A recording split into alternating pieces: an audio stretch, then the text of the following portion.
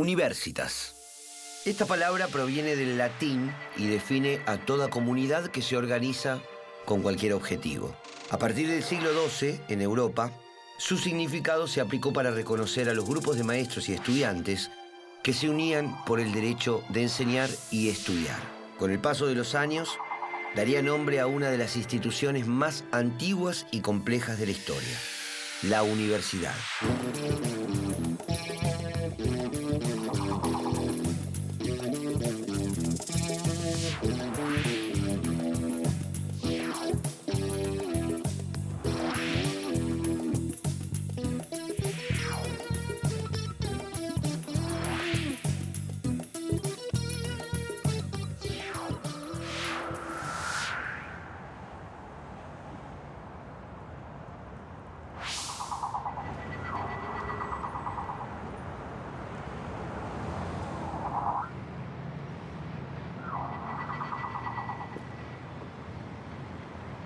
Cálculos, proyecciones, estadísticas.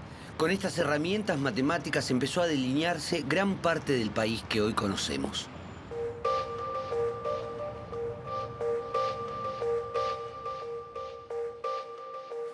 Las ciencias exactas hicieron su aporte al desarrollo de un Estado moderno.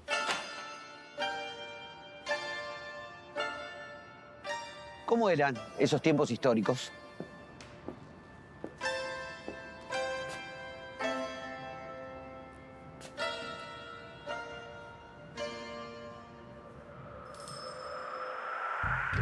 En 1820, en el mundo se expandía la revolución industrial. Llegaba desde Gran Bretaña, Europa y un joven Estados Unidos que comenzaba a influir en Centroamérica. La necesidad de las metrópolis de obtener materias primas y nuevos mercados condicionó las relaciones políticas con las naciones hispanoamericanas, donde se desataron disputas por el poder que duraron décadas.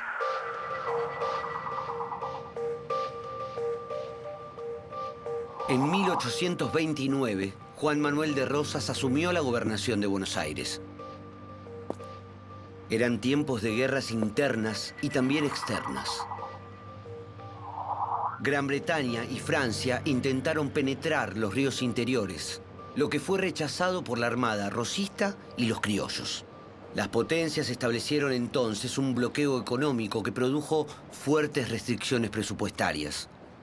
En ese contexto, la educación universitaria no fue una prioridad. En 1838, Rosas redujo el presupuesto de la UBA.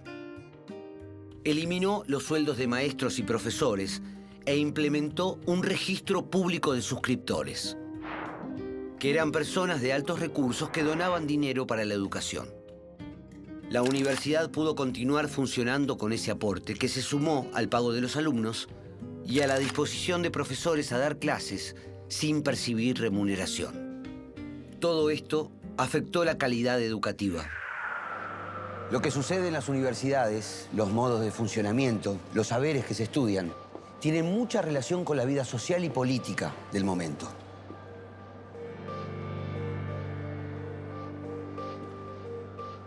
Hoy tal vez nos cueste imaginar que después de la independencia pasarían décadas hasta que fuéramos un país.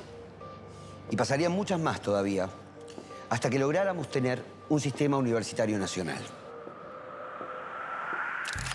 El gobierno de Rosas no logró consolidar la organización del país. En 1851, Justo José de Urquiza, gobernador de Entre Ríos, formó el Ejército Grande y con la ayuda del Brasil, Buenos Aires y algunos sectores del interior, derrotó definitivamente a Rosas en la batalla de Caseros.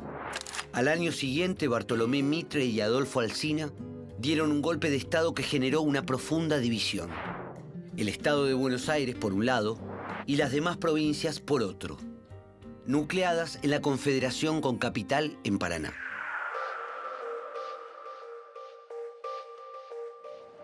El rol de la universidad como formadora de las élites se acentuó a partir de 1852, cuando el país empezó a conformarse como un Estado nacional. En la UBA nombraron rector a Francisco Pico, el primero en ocupar ese puesto sin ser sacerdote. La universidad empezaba a despegarse del control de la iglesia. En 1861, Bartolomé Mitre derrotó a Urquiza en la batalla de Pavón y puso al país bajo la tutela porteña. Los gobiernos de Mitre, Domingo Faustino Sarmiento y Nicolás Avellaneda concretaron la derrota de las oposiciones del interior y la organización institucional del país. Bajo la presidencia de Sarmiento, la ciencia tuvo un gran impulso. Con la influencia de las ideas positivistas se incorporaron profesores extranjeros, especializados en ciencias naturales y exactas. A la Universidad de Córdoba llegó un núcleo de científicos alemanes para trabajar en la Facultad de Ciencias Físico-Matemáticas y en la Academia de Ciencias Exactas. En ese tiempo se crearon la Sociedad Científica Argentina, la Academia Nacional de Ciencias, surgida en base a la Academia de Ciencias Exactas de Córdoba, y las facultades de Ciencias Físico-Naturales y de Matemáticas de la UBA, que luego se nuclearían en la Facultad de Ciencias Exactas, Físicas y Naturales.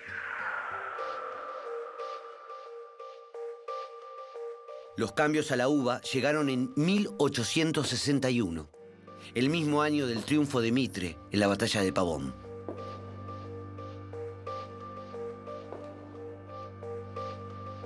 El rector, Juan María Gutiérrez, dictó un reglamento por el cual la institución sería gobernada por un consejo de catedráticos presidido por el rector.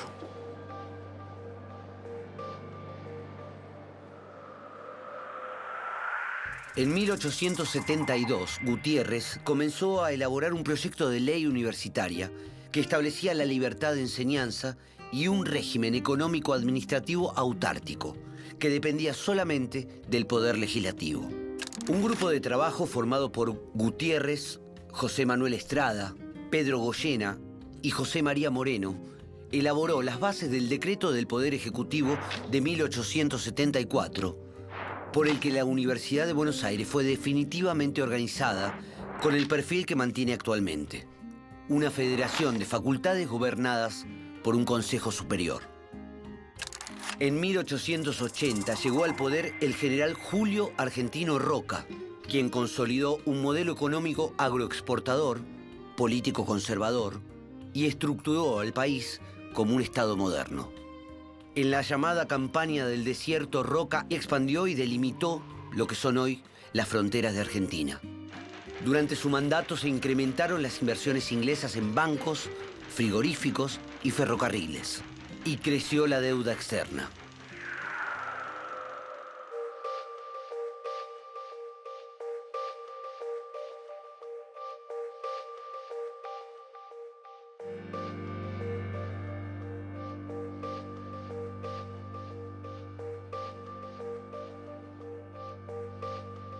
Las dos universidades existentes, que eran la de Córdoba y Buenos Aires, pasaron a depender del gobierno nacional, porque las provincias no habían podido mantenerlas.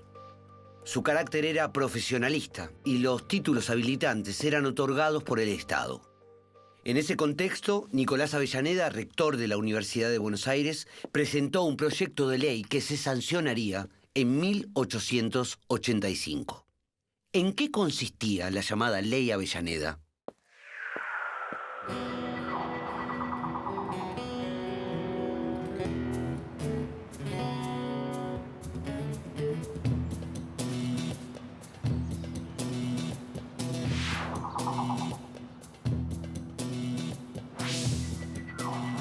En realidad, en 1885 y durante el gobierno de Roca, lo que se quería y sobre todo se pretendía era fortalecer el papel del Estado-Nación y para esa época el Estado-Nación tenía una misión fundamental, que era convertirse en Estado docente.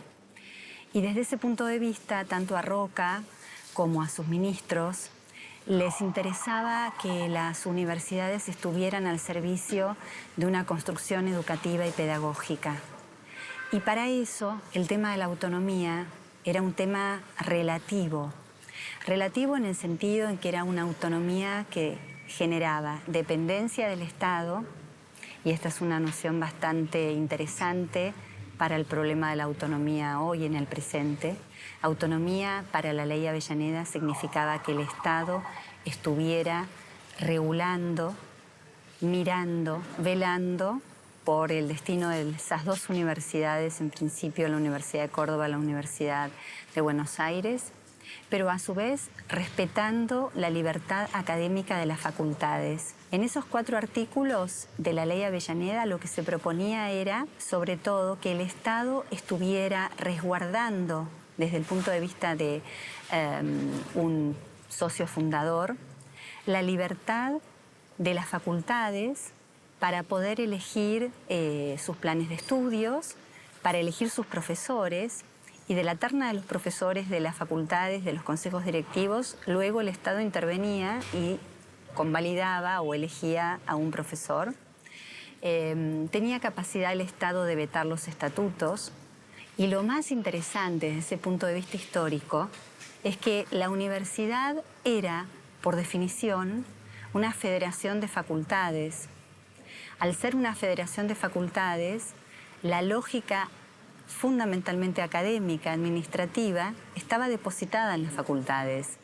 Y la universidad en sí tenía casi un poder simbólico, como el estilo de las monarquías parlamentarias, en las que el rey podía de algún modo opinar, pero finalmente las decisiones legales las tenía el Parlamento. Ese espíritu que le otorgaba un poder tan fuerte a las facultades no se terminó de entender en relación al presente. Ahora, el sistema de las ternas, previos concursos, ¿no? Sí. Si mal no recuerdo, genera un debate entre Avellaneda, que era senador, y el ministro de Educación. Porque en realidad Avellaneda no quería el sistema de que el Poder Ejecutivo, a través del Ministerio de Educación, tomara uno de la terna, sino entendía de que debería ser designado directamente por la unidad académica. Así es. ¿Cuál es tu mirada en este sentido? ¿Era como que el Estado no le podía dar tanta autonomía como para designar finalmente al docente de cátedra? Sí, en realidad esta tensión entre lo que yo llamo autonomía relativa es una tensión constitutiva del problema universitario. En toda tensión aparecen siempre estos puntos de conflicto. ¿Hasta qué punto esa libertad es sojuzgada porque el Estado elige un miembro de la terna? ¿Y hasta qué punto en realidad el Estado tiene derecho a elegir porque es el que está velando por el bienestar académico del futuro, del pueblo? Del pueblo en el sentido de lo que Roca y los liberales de la década del 80 querían, que era justamente hacer llegar las luces, hacer llegar en parte, desde un punto de vista conservador, pero también ilustrado, la posibilidad de que la universidad ayude al Estado a construir un progreso, un bienestar, por vía de la formación de las profesiones, y los profesionales iban a ser los naturales funcionarios de ese Estado.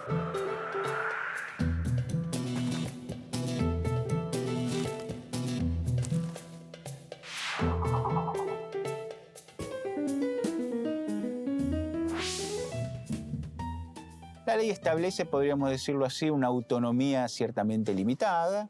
Hay una asamblea universitaria compuesta por los integrantes de lo que en la ley se llaman las facultades, pero que son los miembros de los consejos académicos o academias. Todavía no se utiliza el término consejo, no se va a utilizar el término consejo directivo, que es un poco posterior. Los miembros de las facultades, entonces reunidos, eligen a un rector. Tiene ciertas atribuciones la ley, le da a la universidad para poder armar, limitadas, para poder armar sus planes de estudio, establecer los derechos arancelarios, porque en aquella época se paga, digamos, se paga un arancel para poder asistir a la universidad. Pero, digamos, de todas maneras, yo creo que... Y regula también el tema de los concursos. Claro, bueno, ahí me parece que hay un tema que es fundamental, a eso quería ir. Quizás hay dos cuestiones que me parece que sería importante atender cuando uno analiza la ley. Primero, hay un elemento que constriñe, limita claramente la autonomía universitaria, que es el método de designación de los profesores, ¿no? Avellaneda era partidario de los concursos, ¿no? Digamos, pero no fue ese el sistema que primó finalmente en la ley. La ley establece la presentación de ternas por parte, primero en realidad de los consejos académicos, de las academias, y después del Consejo Superior, que debe elevar una terna al Poder Ejecutivo, y el Poder Ejecutivo tiene la potestad de elegir a los profesores titulares. Recordemos que esa iniciativa es del ministro de Educación. Claro, exactamente. Que se impone sobre el senador exactamente. Avellaneda. Claro.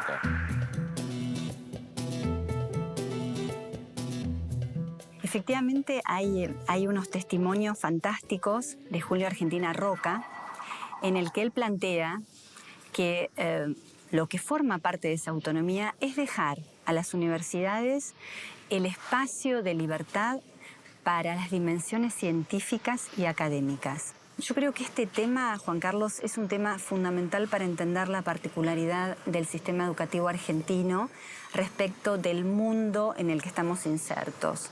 Porque tanto en Estados Unidos o en Europa el poder del Estado controlador finalmente tomó las riendas. Y en Estados Unidos las corporaciones son las que tomaban las definiciones respecto de esos títulos que habilitaban para el ejercicio de la profesión. Entonces Roca, en una parte de uno de sus testimonios, claramente dice, bueno, con respecto a las profesiones, derecho y medicina, nosotros podemos generar, podemos intervenir, podemos pedir que haya una cierta regulación en torno a los números, a los que ingresan, y hasta podemos opinar respecto de los planes. Donde no podemos opinar y no podemos intervenir es en lo que él llama el progreso, la cultura y la ciencia. Y esas dimensiones se las vamos a dejar en manos de las facultades.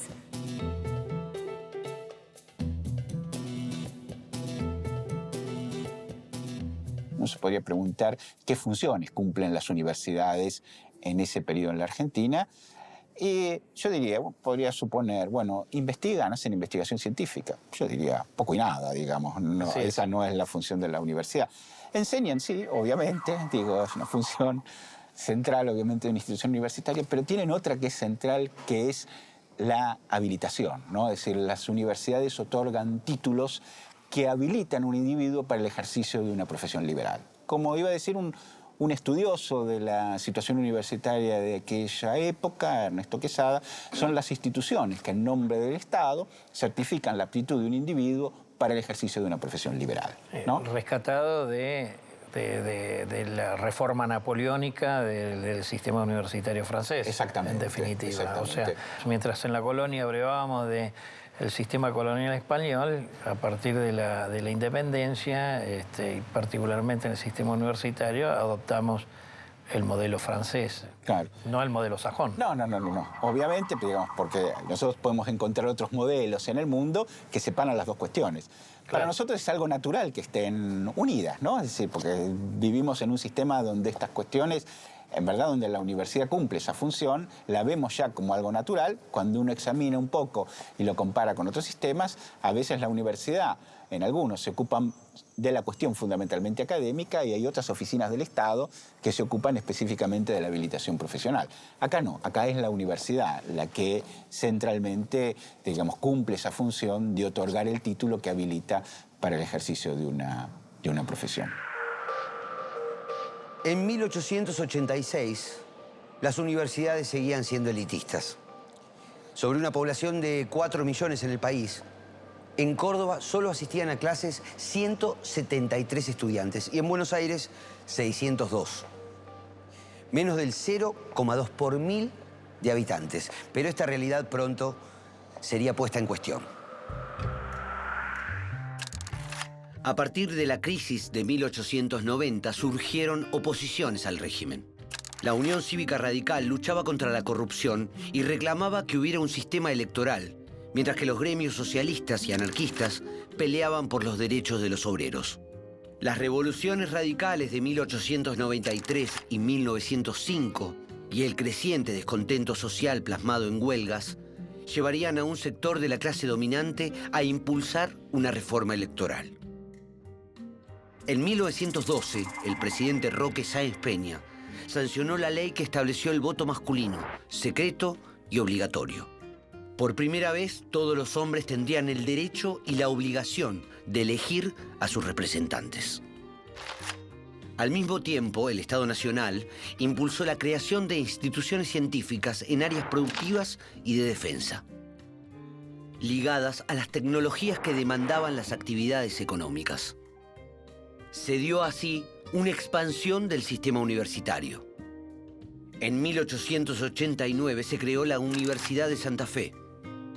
En el diseño original se preveían 3 facultades: Derecho y Ciencias Sociales, Ciencias Físico-Matemáticas y Teología, aunque solo logró hacerse funcionar a la de Derecho. En 1912 se fundó la Universidad de Tucumán, que comenzó a dictar cursos en 1914 y estaba orientada al desarrollo de los ingenios azucareros. La Universidad de La Plata, que había sido creada en 1905, tuvo un proyecto orientado específicamente a la investigación científica.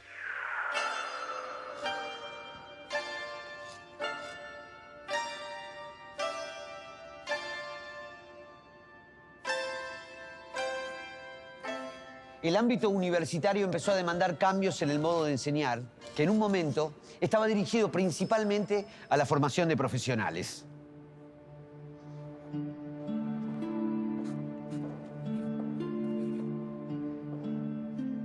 Por eso se introdujeron prácticas pedagógicas relacionadas con la investigación científica, como el curso monográfico y el seminario.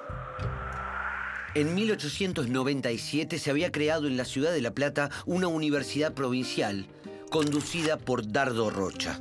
Sobre la base de esa universidad y el museo de la ciudad, Joaquín B. González concibió la Universidad Nacional de La Plata. Propuso la creación de un colegio nacional dependiente de la universidad e ideó actividades de extensión para difundir los conocimientos que se generaban. La universidad no se regía por la ley Avellaneda, sino por una ley convenio que permitió la nacionalización de sus institutos provinciales. También garantizaba a los profesores un lugar central en el gobierno y en la administración de la Casa de Estudios.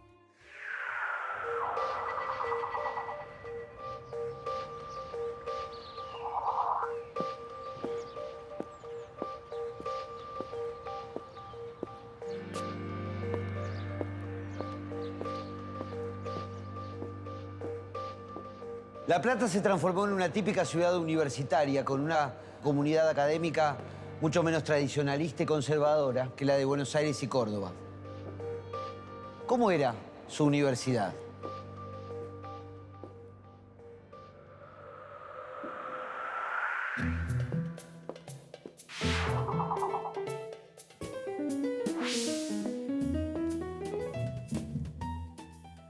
El proyecto de González es esencialmente modernizador de ese sistema universitario. ¿Por qué? Porque él va a poner énfasis en 2 dimensiones. La primera, la investigación científica. Intentar crear unidades académicas que impulsen la investigación científica en Argentina. Y por otro lado, la segunda gran dimensión de este proyecto de universidad que tiene González es vincular esa nueva universidad que se crearía en La Plata con el sistema productivo agropecuario bonaerense. Es así que se impulsa la creación en torno a las instituciones previas que yo comenté, es decir, el Observatorio Astronómico, se impulsa allí el estudio de las ciencias astronómicas, se impulsa en el Museo de Ciencias Naturales el estudio de las ciencias naturales y otro conjunto de disciplinas, y la formación de nuestros primeros biólogos, botánicos, zoólogos, la formación de físicos. Se va a crear un instituto de física en La Plata hacia 1909, que es muy importante porque además se contrata a especialistas alemanes, es decir, físicos alemanes van a llegar a La Plata para desarrollar este instituto, esta institución. Por ejemplo, Emil Bosse, que lo va a encabezar inicialmente. Y uno lo ve claramente este perfil de vinculación con el sistema económico productivo bonaerense, con la incorporación de una facultad de agronomía y veterinaria. Los médicos veterinarios y los ingenieros agrónomos van a ser piezas claves para la gestión, por un lado, del sistema productivo, es decir, vinculándose a empresas agropecuarias, a la sociedad rural, al Ministerio de Agricultura, es decir, desde el punto de vista del Estado. Y fundamentalmente se va a impulsar que en ese espacio, en ese ámbito científico, que es la Facultad de Agronomía y Veterinaria, se impulsa la investigación en relación a las enfermedades que afectaban los vegetales de producción, es decir, las plantas de producción y los ganados, como puede ser el ganado vacuno, esencial en ese momento para el desarrollo de la economía pampeana y de interés para los sectores corporativos como era la sociedad rural argentina. Cuando uno mira en perspectiva, es decir, los resultados en el desenvolvimiento científico, académico, ve que hay claroscuros. ¿En qué sentido lo digo? En que va a haber una importante matrícula, el estudiantado busca, por ejemplo, otra vez la Facultad de Ciencias Jurídicas para cursar Derecho, para recibirse de abogados. Va a tener peso también, por ejemplo, la carrera de farmacia inicialmente. Y son menos buscadas las carreras que tienen que ver con las ciencias físicas, las ciencias naturales, la astronomía. Es decir, la formación de peritos agrícolas ganaderos fue baja a lo largo de todo este periodo. Lo que muestra es que el proyecto de González, de una universidad esencialmente que colocaba su énfasis en lo científico, en la investigación experimental y en lo productivo, mostraba distancia con el modelo original planteado. Es como decir, a diferencia de las dos universidades preexistentes, Córdoba y la UBA, que tienen un perfil profesionalista, el modelo de Joaquín González y La Plata era un modelo más humboldtiano de investigación y vinculado a la producción, más parecida a lo que serían las universidades estadounidenses del interior de los Estados Unidos, es decir, llamémosle un modelo alemán y americano. Sin embargo, como escribió Tedesco y Osla, lo que predominó en la época y que sigue marcando el ADN de nuestra historia universitaria es la formación para la movilidad social o la formación del ciudadano y no tanto la universidad para el desarrollo económico. Exactamente, sí. Es decir, González tenía en mente las universidades también claramente del mundo anglosajón, ¿no? Norteamericanas. Lo que sucede es que, como vos decís, Juan Carlos, la educación superior es vista como una plataforma de promoción social, ¿no? Y hay un nuevo actor allí, que es estos sectores medios que han surgido de la nueva Argentina, ¿no? De la Argentina de la modernización del periodo 1880-1910, que ven en la titulación universitaria una clara forma de promoción social. Tampoco, y por eso apuntan a carreras como Derecho. Medicina, sí. Claro. Tampoco, a diferencia del modelo humboldtiano, había dedicaciones completas. Estas eran mínimas, claro. Por lo tanto, la perspectiva de hacer investigación sin profesor de dedicación completa pasa a ser una utopía. Una utopía. En el proyecto formulado por González todo parecía muy claro, muy preciso. El problema es esto, por ejemplo, no hay dedicaciones exclusivas en esta etapa. Los recursos para el desarrollo de una comunidad científica en las áreas que ellos pretendían, astronomía, ciencias naturales, ciencias agronómicas y veterinarias o la física, necesitaban muchos recursos. Y, evidentemente, la Argentina no dejaba de ser un país dependiente. Y en este sentido, la dependencia de la ciencia europea es muy fuerte, porque se ve en la contratación del conjunto que se apela de científicos europeos, ¿no? Con lo cual mostraba las limitaciones que este proyecto podía tener, ¿no?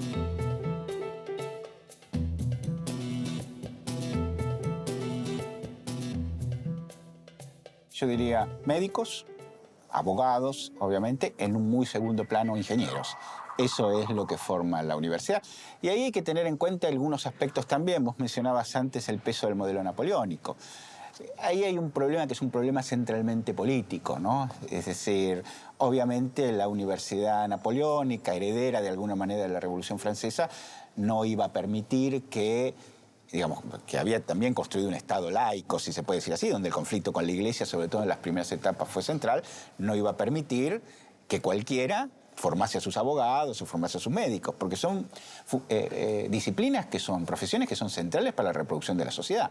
Entonces el control ideológico y político, y el episodio de José Manuel Estrada, la expulsión de los sectores católicos lo muestra claramente, el Estado hace, digamos, a través de los mecanismos que le propone la ley, como la designación de los profesores, establece el control sobre lo que se va a enseñar, ¿no? Sobre los contenidos de la enseñanza. Tenemos la ley 1420, que establece la enseñanza laica, y continúan las polémicas ya ingresando al nuevo siglo, a propósito de los intentos de constitución de universidades libres, básicamente confesionales, que no prosperan en las primeras 2 décadas del siglo XX. Sí, yo diría, ahí nuevamente hay un problema. Yo digo, quizás el problema no está tanto en que puedan enseñar o no, porque cuando uno quizás se remonta a periodos más posteriores, ¿no? Uno puede encontrar instituciones que en algunas disciplinas, en filosofía, daban ya formación académica, formación intelectual. El problema central es el título. Lo que no pueden hacer este tipo de instituciones y el Estado no les va a reconocer nunca es la posibilidad de titular y de habilitar. Ese es el problema central. Ahora, eso está vinculado a los dos títulos de las 2 profesiones que son las destacadas en la época: abogado y médico. Y médico, sí, porque si hubiera sido físico, sociólogo, politólogo, etcétera, nadie hubiera entrado en ninguna discusión. De hecho, cuando la primera universidad privada, la católica, se abre en 1910, el problema es que quiere formar abogados. Claro, entonces ahí viene, eso estaría prohibido, porque esos abogados no pueden ejercer la profesión. Exactamente, ese es el problema del control de los contenidos de la enseñanza, es un problema de control ideológico y un problema político. Este es un Estado que, aunque con limitaciones, establece esa separación con la Iglesia, ¿no? Entonces ahí, digamos, el control de los contenidos ideológicos de la enseñanza es fundamental. Pero déjame agregar una cosa que yo creo que es importante. El tema del profesionalismo, el tema de la orientación casi exclusiva de las universidades en una orientación profesionalista, podría encontrarle raíces históricas, quizás podría encontrarle hasta raíces en la época colonial, algo de lo que nosotros habíamos conversado antes. Pero también hay un elemento fundamental que es la presión de la sociedad, ¿no? Es decir, los jóvenes que están en condiciones de acceder a la universidad lo que quieren es fundamentalmente un título profesional, ¿no?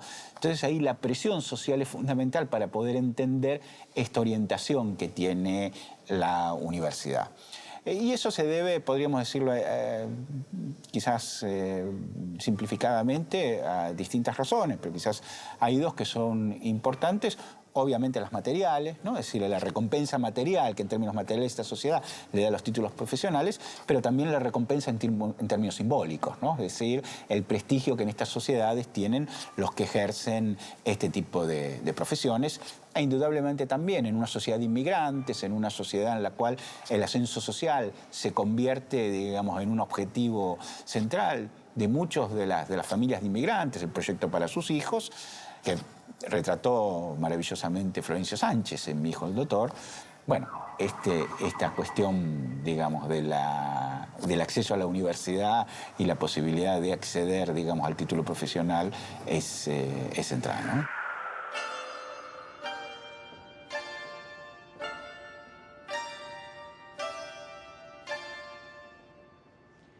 A fines del siglo XIX y principios del XX, la ciencia, el profesionalismo y un nuevo ordenamiento legal marcaron el pulso del sistema universitario.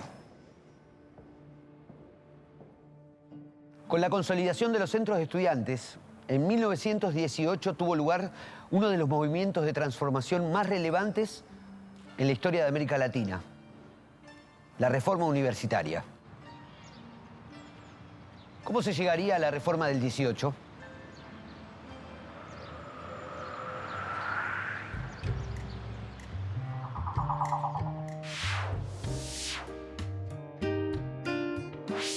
La Reforma decía, la universidad le debe a la sociedad su existencia, sus gastos, sus cosas. No puede ser una torre de marfil donde estemos discutiendo el sexo de los ángeles y recibiendo los fondos de la sociedad para no servirle para nada.